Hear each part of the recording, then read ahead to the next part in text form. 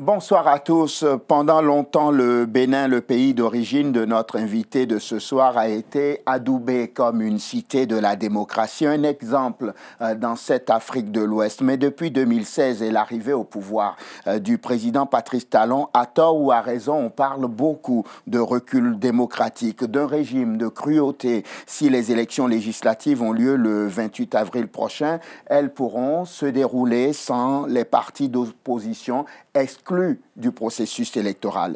Jacques Ayadi, bonsoir.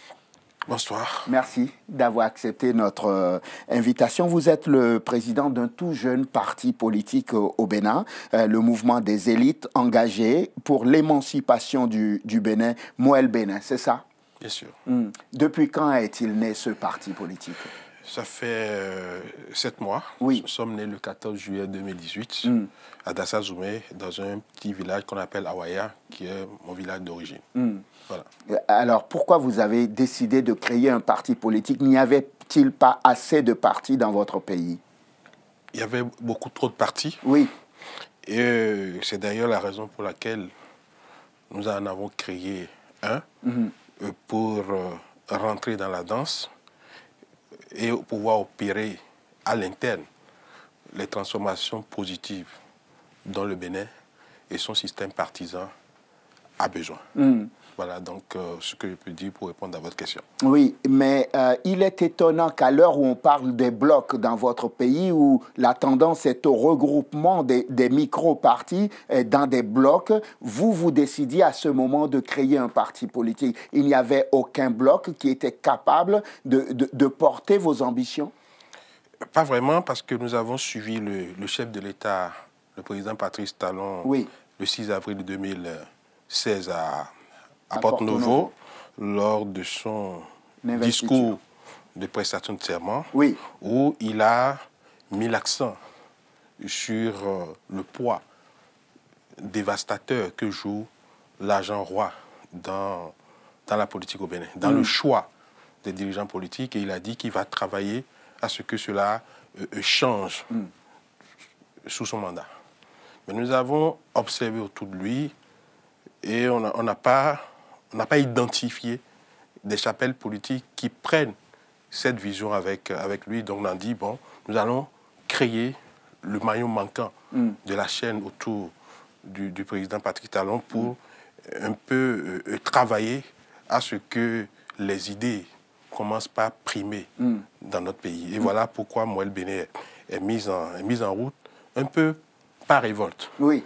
Parce qu'il faut dire que c'est une ambition qui était là, qui germait depuis 2015, où nous avons été exclus du débat politique de sortie de crise, parce que vous savez, notre pays, tous les 5 ans ou tous les 4 ans, on vit pratiquement la même chose. Oui. On dit, bon, il faut qu'on s'entende pour sortir de la crise. Et donc, à ce moment-là, lorsque nous étions que syndicalistes, ayant mené la lutte seuls, sans les acteurs politiques, il faut le dire, puisque au Bénin, lorsque le peuple est en danger, il ne voit pas à son chevet la classe politique. Le peuple voit la société civile, le peuple voit les syndicats, le peuple voit les religieux, etc. Oui. Mais quand il s'agit de se remettre autour de la table pour trouver la solution à la sortie de crise, eh bien, les acteurs politiques commencent par indiquer la porte à ceux qui n'ont pas de parti politique. Donc, là, vous avez décidé à ce moment-là, vous vous êtes dit, il faut que je crée mon propre parti. Il faut aller là où les décisions se prennent. Et c'est ce que vous avez fait avec Moël Bénin. Opérer ce que nous avons appelé la transformation positive de notre pays. Il faut aller agir pour réconcilier le peuple avec son élite, pour réconcilier le peuple avec sa classe politique, parce que nous avons constaté qu'il y a un fossé entre ce peuple et ces élites-là. Monsieur Ayadi, je vais partager avec vous quelque chose qui nous trouble beaucoup. Dans le manifeste, et vous venez de le répéter sur ce plateau, de votre parti, vous dites que c'est pour lutter contre le poids de l'argent dans la politique dans votre pays. Il est étonnant que vous ayez un tel discours. Quand on regarde le président de la République, ce n'est pas celui qui a le moins d'argent. Les regroupements politiques qui soutiennent son action ne sont pas les regroupements politiques qui ont le moins d'argent. On trouve un décalage entre votre discours et la réalité. Non, mais vous n'avez pas compris. Ce n'est pas un combat contre l'argent. Pas du tout. On ne peut même pas faire l'action politique sans l'argent. Oui. On ne peut pas faire des meetings, on ne peut pas faire des réunions, on ne peut pas même médiatiser ces activités sans avoir de l'argent. Oui. L'argent dont nous parlons, c'est l'argent de l'achat de conscience. L'argent qu'on distribue aux populations pour les déterminer à suivre un acteur politique ou pas un autre. Oui. Au lieu de convaincre les populations par des idées, par un programme, par une vision, oui. Eh bien, on troque cela avec de l'argent. Vous voulez dire que dans votre pays, à ce jour, oui. Les gens vont voter d'abord parce qu'on les paye? Mais c'est ce qui se passe. C'est un secret de polichinelle. Nous travaillons dans le pays, nous tenons notre discours, mais nous ne pouvons pas dire que c'est facile. Lorsque vous allez parler avec des gens, on vous dit, bon, si on a le temps, je vais vous passer des reportages où les gens disent, mais écoutez, à l'avant d'impôt, je ne sais pas, nous sommes à l'international, je ne sais pas si je suis autorisé à faire ces incursions-là pour dire, ben, vous ne pouvez pas seulement nous parler sans rien nous donner. Nous sommes venus ici, nous avons laissé nos affaires, nous avons laissé notre travail. Au moins, donnez-nous quelque chose. Mais nous, à l'entame de nos activités politiques, il y a toujours un message de début. Pour dire ceux qui sont venus ici, parce qu'ils espèrent prendre à la fin 1000 francs, 2000 ou 500 francs, qu'ils commencent par regagner leur maison. Parce que nous ne donnons rien. Nous venons ici pour partager avec vous les idées que nous avons pour le développement de notre pays. Donc c'est de cet argent poison, c'est de celui-là qu'on parle. Ce n'est pas l'argent qui consiste, par exemple, à organiser des activités politiques. Ce n'est pas de l'argent qui consiste à faire fonctionner le siège d'un parti politique. Ce n'est pas l'argent qui... etc. Vous comprenez? C'est l'achat de conscience. Votre parti est donc un parti de la mouvance présidentielle? Bien sûr, de la mouvance présidentielle, il ne faut pas le nier. Monsieur Ayadi, vos opposants disent qu'il est étonnant qu'un homme comme vous, qui est cadre de l'administration béninoise, vous êtes, je ne l'ai pas dit à l'entame de notre entretien, vous êtes directeur général des infrastructures au Bénin, au ministère des Transports. C'est ça. Il trouve étonnant que le ton, la liberté de ton que vous avez soit juste une liberté de ton de façade, tout simplement parce que vous serez téléguidé par le président de la République. Moi, je ne peux pas empêcher des gens de dire ce qu'ils pensent. Oui, c'est la vérité, c'est ça? Non, c'est pas... Ils ne connaissent pas. Les Béninois aiment souvent passer par perte et profit tout ce que vous avez été dans votre vie, dans un passé. Ils m'ont quand même observé. En tant que syndicaliste? En tant que syndicaliste, ils m'ont observé. Mais sous Yahi également, j'étais directeur. Vous ne le savez pas. Mais vous n'aviez pas de parti à l'époque. C'est ça la différence qui les trouble. C'est pas moi. Vous parlez de liberté de ton. Vous parlez de liberté de ton. Si hier, je n'ai pas craint d'être relevé de mes fonctions de directeur adjoint des travaux neufs, que j'étais sous Yahi et que ça ne m'empêchait pas de dire... Alors, quand vous dites Yahi, il faut que nos téléspectateurs comprennent, c'est l'ex-président Thomas Boni Yahi. Oui, bien sûr. Bien sûr. Donc, je ne peux pas les empêcher de dire ce qu'ils pensent. C'est leur point de vue, mais ce n'est pas la vérité. Ce n'est pas la vérité. Et vous n'êtes pas téléguidé par le président? Non, si. Téléguidé, c'est... vous n'êtes pas... Entrer dans un bloc. Téléguidé, non. Pas du tout. Vous n'êtes pas suscité non plus pour semer la zizanie dans le parti du Renouveau démocratique, par exemple? Je ne souhaiterais pas parler sur votre plateau de ce dossier-là. Parce que nous sommes dans une posture de réaction. Nous n'allons pas attaquer un parti politique. Donc après tout ce qui s'est passé, l'action du PRD et la réaction de Moël Bénin, etc., si moi je fais quelque chose d'autre aujourd'hui, ça veut dire que c'est moi qui attaque. Moël Bénin ne souhaiterait pas aller là-bas. Mais j'ai entendu dire que vous avez prévu d'ester en justice le PRD. Je vais répondre à votre question, mais je range ma réponse dans ce qui s'est déjà passé. D'accord. Ce n'est pas une nouvelle action que je fais aujourd'hui. Je pense que nous avons... ce n'est pas un futur. C'est déjà fait. La citation directe est déjà parvenue au PRD, donc je pense que c'est déjà fait.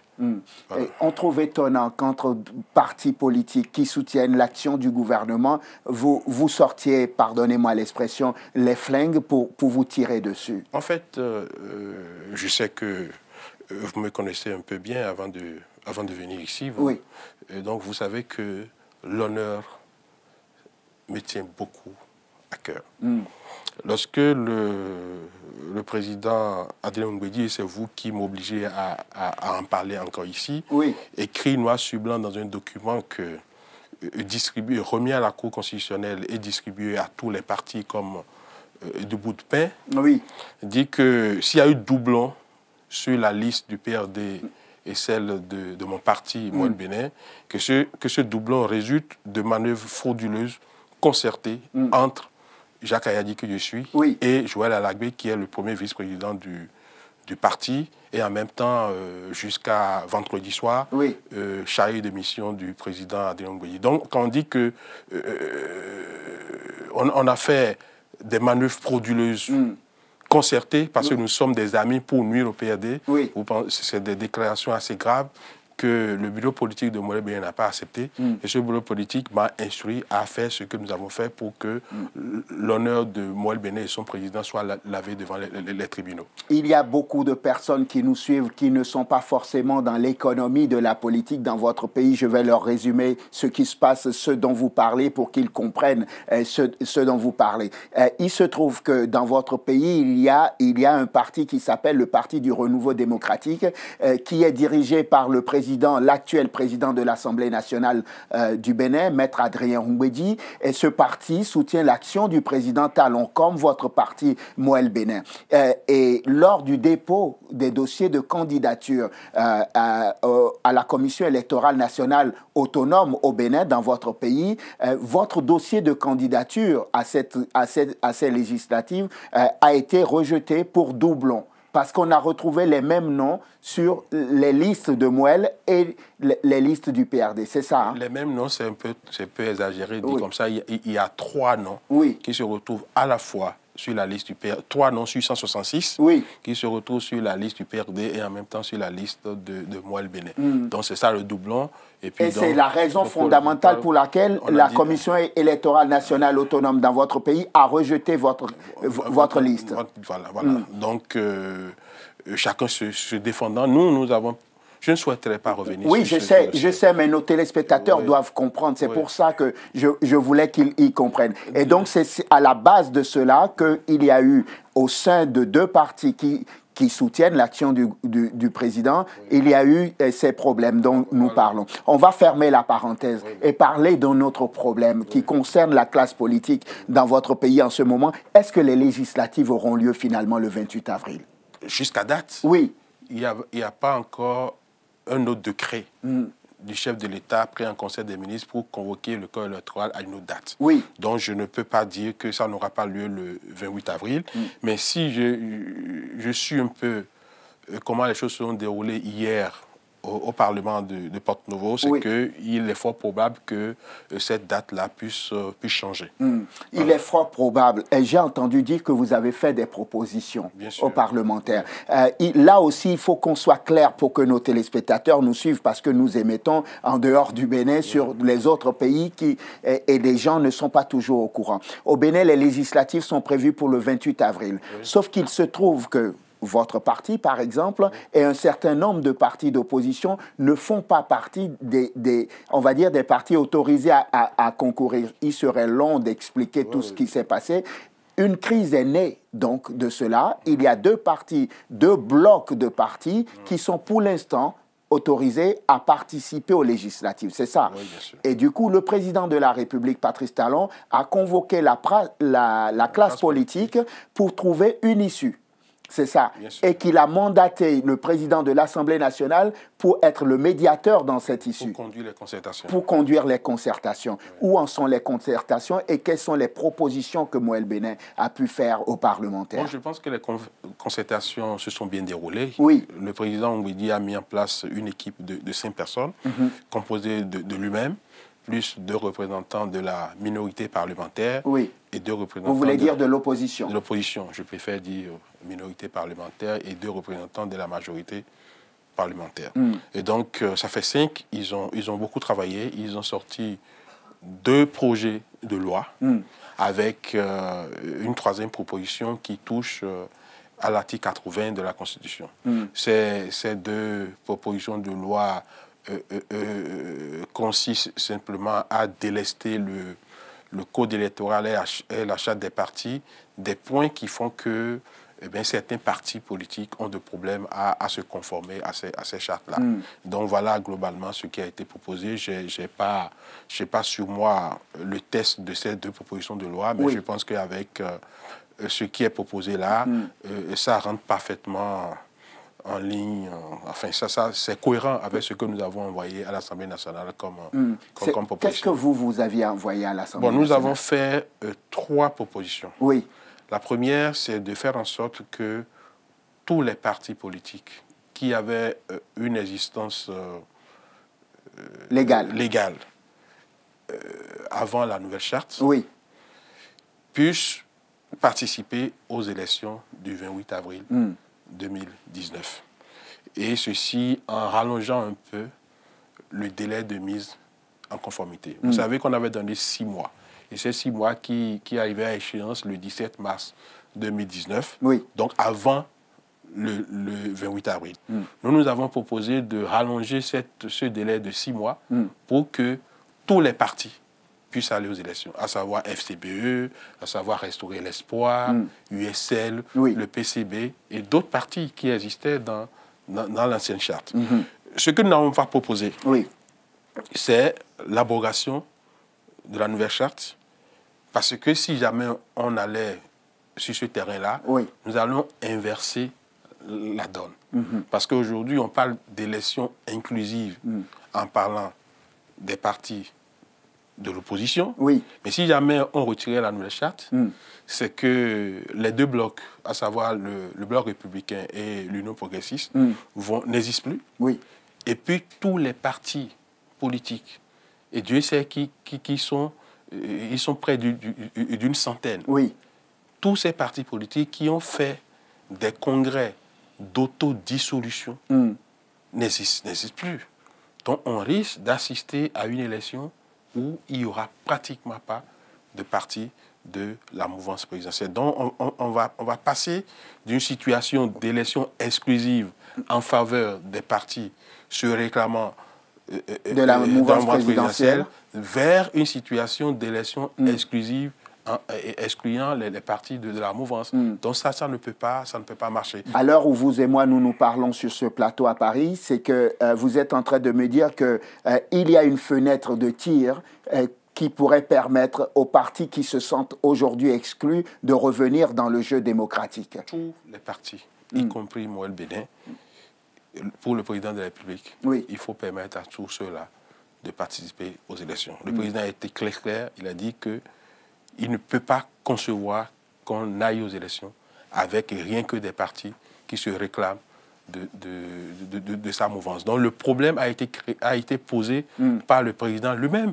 On pourrait penser que c'est une situation qui l'arrange, mais il a montré toute sa grandeur d'homme d'État en initiant cette réunion et en donnant l'orientation qu'il faut pour que les élections législatives soient des élections inclusives.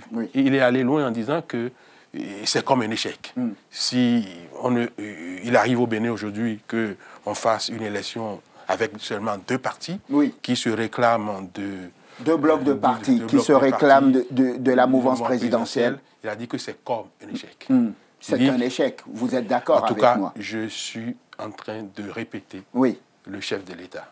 Il dit que si il ne peut pas faire mieux que ce qu'il est venu voir, il faut quand même qu'il fasse au moins ce qui a toujours été fait au Bénin. Et les élections ont été toujours des moments de convivialité entre les gens. Donc, je pense que c'est le président même qui a donné l'orientation.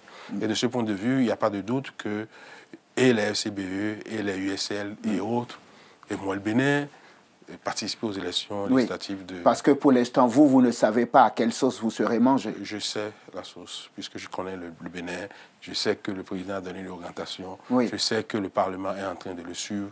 J'ai suivi les déclarations des députés à la sortie donc, de la session d'hier. Et je pense que les deux camps sont unanimes pour que quelque chose soit fait pour les élections inclusives. Est-il vrai que vous avez dit au chef de l'État lors de cette rencontre-là que si votre parti, le Moël Béné, ne participait pas aux législatives, il n'y avait aucun problème? Je l'ai dit. Pourquoi vous voulez que je ne reconnaisse pas ce que j'ai dit?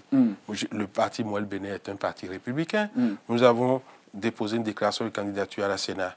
La Sénat a rejeté notre déclaration pour des motifs que nous n'avions pas au moment où nous avons fait notre première déclaration. On a dit que si des motifs sont acceptés pour nous, nous allons en prendre acte. Mais s'ils ne sont pas acceptés, nous allons saisir la Cour. Si la Cour confirme la décision de la Sénat, eh bien, en plan républicain, on ne va pas quand même organiser la guérilla ou bien la rébellion pour dire, bon, voilà, il faut que Moël Béné aille forcément aux élections. Ce n'est qu'une déclaration républicaine. Vous comprenez que ça renforce la thèse du parti téléguidé du palais de la Marina. D'abord, si c'était un parti téléguidé, on n'aurait pas fait de recours. On s'en serait tenu à la décision de la Sénat pour dire, bon, tout est bien fait et tout. Et puis, tous ceux qui vous disent ça, qu'est-ce qu'ils ont fait depuis que la Cour constitutionnelle a donné son verdict? C'est seulement Moël Béné qui a fait une retraite politique à Campopo pour former ses candidats.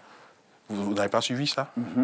Il faut savoir que nous sommes téléguidés par personne, nous sommes téléguidés par nous-mêmes. Et puis, vous sachez que vous me voyez devant vous, mais c'est des milliers de jeunes qui sont dans la même vision que nous et que nous sommes là pour ne plus sous-traiter nos problèmes. Non, nos problèmes, nous irons les régler nous-mêmes à l'Assemblée nationale. Et nous sommes le parti dont la liste comporte plus de 75% de candidats ayant entre 25 et 45 ans. J'ai vu que les partis politiques qui participent aux législatives devraient débourser 249 millions, c'est ça, hein? Et vous disiez à la presse, aux médias dans votre pays que vous ne sortirez pas un sou de votre poche et que ce sont les adhérents qui paieront. Oui, bien sûr, bien sûr. Vous savez, j'aurais aimé que vous... si votre métier ne vous limitez pas, je vais souhaiter vous avoir comme un militant de Moël Béné. Vous allez voir comment les choses se passent. Chaque candidat titulaire... Je ne fais pas la politique. Je sais, c'est pourquoi je viens de dire ça. Chaque candidat titulaire a déposé 3 millions de francs CFA. Parce que les gens, quand on parle de 249 millions, les gens pensent que ces 249 millions doivent sortir de la poche du président du parti. C'est contre tout ça que nous voulons travailler. La transformation positive de la vie politique au Bénin passe également par ça, par le financement transparent des activités politiques. Je ne dis pas sur ce plateau que tous les 183 candidats titulaires ont pu remettre les 3 millions. Parce que nous avons présenté des Béninois de toutes conditions. Nous avons mis des anciens étudiants qui n'ont pas de boulot sur notre liste. Nous avons mis sur notre liste... Pourquoi vous leur cherchez du travail? Non, il faut plus sous-traiter ces problèmes. Aujourd'hui, c'est la jeunesse qui a des problèmes à régler. Et donc, nous, Moël Béné est en train d'offrir une opportunité à la jeunesse d'aller au Parlement et régler ses propres problèmes. Nous avons mis sur notre liste une vendeuse de viande d'agouti au niveau d'Alada. Vous connaissez très bien les deuxièmes titulaires sur notre liste. Nous ne pouvons pas dire que toutes ces personnes-là ont remis les 3 millions. Mais nous avons eu des soutiens. Des soutiens de personnes, aussi bien sur le plan national et international, qui croient en nous et qui nous ont aidés. Et donc, nous avons pu, contre toute attente, remettre ces cautions-là. Parce que tels des fourmis, nous nous sommes mis ensemble pour construire la termitière qui est vraiment une œuvre gigantesque pour montrer que ensemble on peut être fort. Et je ne vais pas vous enseigner la loi faible des grands nombres. Lorsqu'on parle de 249 millions, ça devient un point important pour une personne. Mais lorsque nous sommes 50 000 personnes, il suffit que chacune des 50 000 personnes paye 5 000 francs CFA et nous sommes déjà à 250 millions. Jacques Ayadji, on va conclure notre entretien. On arrive malheureusement au thème de cet entretien. J'aimerais juste une réponse courte et je conclus là-dessus. Le président Soglo, c'est un ancien président dans votre pays, disait que l'atmosphère politique était devenue irrespirable dans votre Bénin, dans le Bénin, dans votre pays. C'est votre avis aussi? Ce qu'il a manqué de dire, d'ajouter, je vais dire, il n'a pas ajouté sa part de responsabilité. Quelle est la part de responsabilité de celui dont vous parlez là, dans ce qu'il déplore aujourd'hui? Parce que ce qui se passe aujourd'hui, c'est le bilan de ce qui s'est passé hier. Parce que ce n'est pas le jour où vous avez chuté, que vous avez... C'est pas... au moment où vous prenez le pied dans le tapis, que vous regardez là où vous êtes tombé. Il faut que chacun de ceux qui parlent là cherche, plutôt qu'à accabler le chef de l'État qui est en train d'exercice, se pose la question de savoir quelle est ma part de responsabilité dans cela. Et c'est pourquoi nous disons que chaque chapelle politique aujourd'hui au Bénin a des idées, mais n'a pas les idées. Moi, le Bénin a des idées pour le développement du pays, mais n'a pas les idées. C'est ensemble, que nous soyons de la majorité présidentielle, que de la minorité, de la société civile, du monde religieux, c'est ensemble que nous allons mettre sur la table nos idées pour synthétiser ces idées-là, pour trouver les idées qui vont contribuer au développement de notre pays. Donc j'invite le président Soglo à enrichir la gouvernance actuelle, à enrichir le pays de maintenant de ses idées pour qu'ensemble nous puissions soulever notre pays et le mettre sur le chemin du développement. Jacques Ayadji, merci. Merci. Président du mouvement des élites engagées pour l'émancipation du Bénin, Moël Bénin, un parti de la mouvance présidentielle. Vous attendez toujours le quitus pour participer aux prochaines législatives. Permettez moi de vous remercier. Parce que lorsque les Béninois vont me voir sur une chaîne comme Télésud, ils vont penser que j'ai mis de l'argent. Je suis venu à Paris pour autre chose. Vous m'avez appelé pour m'interroger, je vous en remercie. Et grâce à votre action, moi, le Bénin est connu, déjà connu un peu, mais un peu mieux connu, et je vous remercie. C'est un plaisir de vous accueillir dans notre émission. Sans l'argent, il suffit de convaincre par ces actions pour que des chaînes comme Télésud puissent faire le pas pour que je me retrouve dans vos studios. Merci infiniment pour ce témoignage. Merci d'être venu dans l'entretien du jour. Merci à vous de nous avoir suivis. Je vous souhaite de passer une excellente suite de programmes. Évidemment, sur Télésud, on se retrouve demain pour un nouveau numéro de l'entretien du jour. D'ici là, portez-vous bien. À demain.